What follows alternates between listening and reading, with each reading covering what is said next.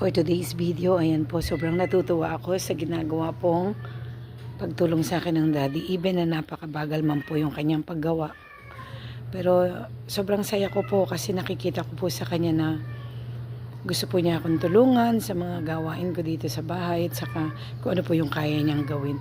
Ayan po, sobrang pong metikuloso ang daddy kung gaano po niya sinsin at ayos tanggalan yung pong wrapper kasi gagawa nga po ako ng dynamite.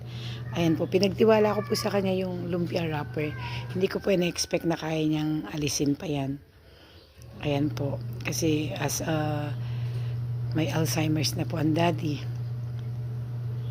Siyempre hindi ko po in-expect na kaya po niyang gawin yan. Ayan. Daddy! Hi daddy! Say hi! Daddy! Kuya ko to sa hi. De, please. Ano nga? De, oh. De. Busy pong masyadong daddy. Ayan, napagbigyan po niya tayo na mag-hi. Ayan mga lods. Ako naman po ay magbabalat na ng sayote at magpe-prepare na ng aming lunch. Ayan, ang galing-galing ng daddy. Oh, de, wow. Very good si daddy. Ayan.